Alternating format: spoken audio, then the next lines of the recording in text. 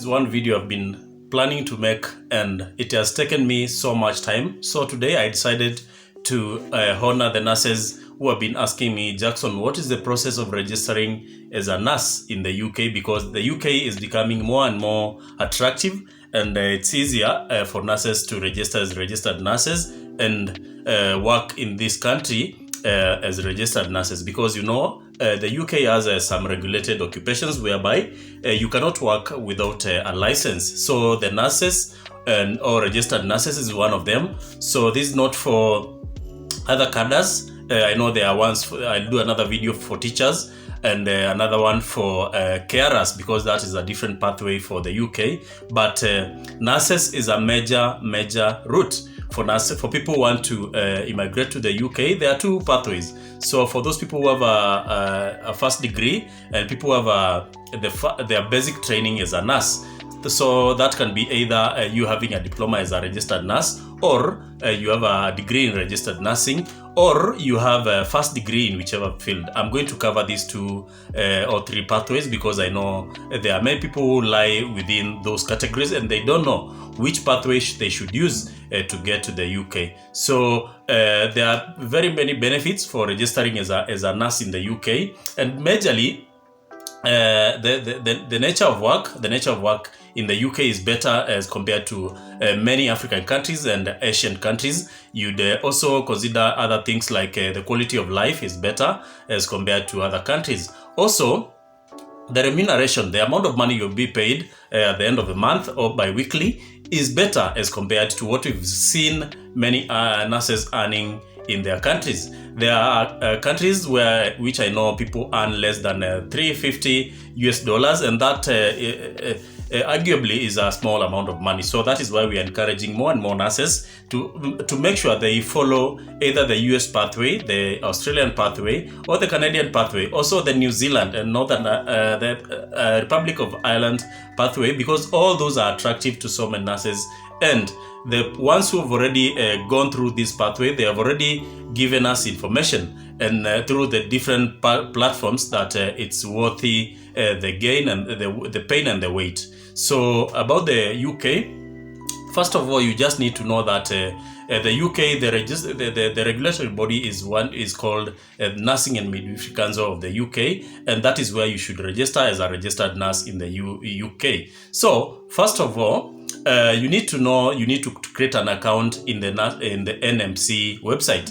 So you just need to go to the Google and Google the word Nursing and Midwifery Council of the UK, and you'll find a page whereby you register yourself as someone who is aspiring to become a nurse in the UK. So once you go there, you need either your passport or your national ID. Those are enough for you to register for the NMC. You pay some amount of money. I'm not so sure. I'll put it here once I check. Right now, I don't know how much it is, but I write for you so that you can go and convert that to your home currency, because I'm going to write in British pounds. So after you've created an account, the next thing is for you to go to the nursing council of your home country and tell them that you want to be verified, you want to be accredited, you want to be licensed by the nursing council of the UK. So the nursing council of your home country will send a document, will send a letter to the NMC explaining that this and such a person wants to become a nurse in the UK. So this process of the Nursing Council of your home country sending their document, that document to the Nursing and Midwifery Council of the UK takes so much time. So I usually tell people, because you know where we come from, most nursing regulatory bodies, they are so sluggish, and it might take some time. So you'd better do this earlier on so that it becomes easier. You also need to contact the school where you did your nursing degree or diploma, so that they send the same document, a document also explaining to the Nursing Council of the UK, that is the NMC, that you schooled there, and they also give them your transcript, their official transcript, and it's not you sending, it is the Nursing and Midwifery Council of your own, the nursing body of your home country, and the school where you did your diploma or degree. So make sure that this is clear so that you don't, there is no confusion. So the other thing you need to know, there is what we call the English language proficiency. And for you to register in the UK as a nurse, there are scores you need to attain, and I'm going to read for you what you need to achieve for IELTS and for the other exam, which is OET. So for the IELTS, I've written somewhere you need to score listening 7.0, reading 7.0, writing 6.5, speaking 7.0, and the overall score should not be less than 7.0. So I'm not so sure about clubbing, but there's a time they were clubbing the ones for 6 months. You can go and check whether you can combine 2 tests. I'm not so sure about that, so you can go ahead and check. So about the OET, you just need to get listening B, reading B, writing C+, speaking B constant, and the overall should be B. So the beauty of doing the OET is that it is a test which is specifically mostly for people in the healthcare field. So it will be, the questions which will be asked will be questions related to healthcare, and it can be easier for some people. I'm not saying it is easy, but it is comparably easier to take as compared to the one for the IELTS. So after you've done that and you've gotten that score, you just need to upload those scores and the certificate into the NMC website so that they know that you've done and passed the English language proficiency. There's another pathway for those people who have a degree in whichever field from their home country, and they want to also register with the Nursing and Midwifery Council of the UK, but that I'll prefer to do it in another video so that we don't do a lot of mix-up. So check here, I'll check in this channel, I'll have done that video. So then the language proficiency and the registration with the NMC website or body is one hurdle which has been putting so many nurses. Nurses have not been able to do these two processes because especially the language proficiency has been a pain. So you need to, for you to make it easier for you, you can choose to start with the language proficiency first. And once you get the required scores, because you can take these exams 2 or 3 times, and people have done these exams 2 or 3 times. So that is why I usually say start with the language proficiency. That is the OET or the IELTS. Once you get the required score, then you can go ahead and create this account with the NMC, because then again you see there is a timeline for I think 2 years, and your account expires. So it would be prudent for you to get this score first. That is the language.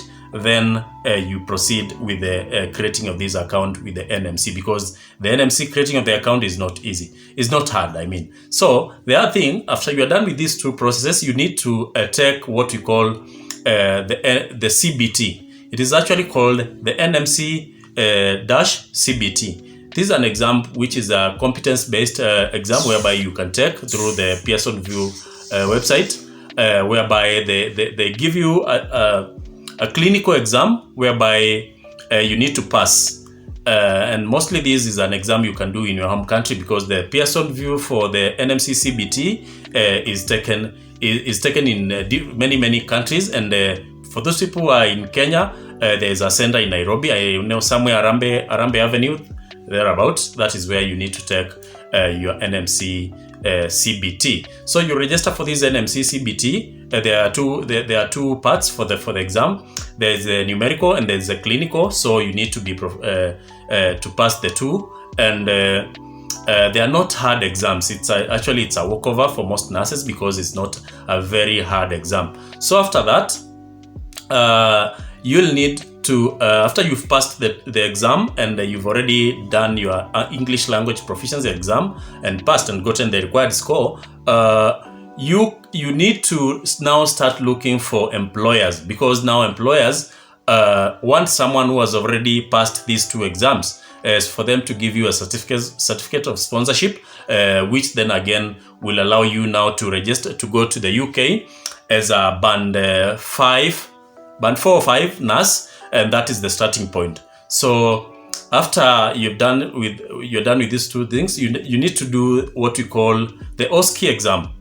And this is now the third hurdle, which again, as a nurse, you need to be so competent. Once you get to the UK, your employer will register for you to take the OSCE exam, which is a simulated exam whereby you are tested while an assessor is assessing you, and you need to pass all the stages, because there are stages. You know, if you are a registered nurse, you know there are different stages while doing an OSCE exam, and you need to pass that. After you've passed that exam, now you're ready. You become a registered nurse in the UK, and you're eligible to be given a PIN, which now means that you are fully registered as a registered nurse. All this time you've been working as an assistant nurse, and after you get the PIN, now is now when you are ready to work as a fully registered United Kingdom registered nurse. And now you can work for that employer for the duration of the contract, before now you change to any other employer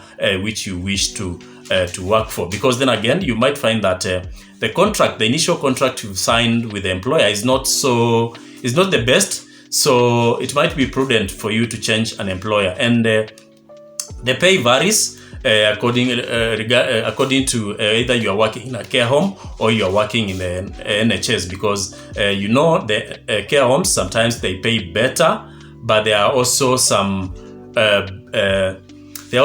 advantages of working in the NHS, which again, they are not directly related to the amount of money you are being paid. So guys, go ahead and register in this. Go ahead and pursue this pathway plus other pathways, because as a registered nurse, there are so many pathways, and I'll do another video for pathway for the US, because that is again another whole topic which you need to tackle, and also the pathway for Australia, so that we help our people. So thank you very much for watching this video. Don't forget to like, subscribe, and if you find value, don't forget to share this video to at least one person so that they get to benefit. Thank you.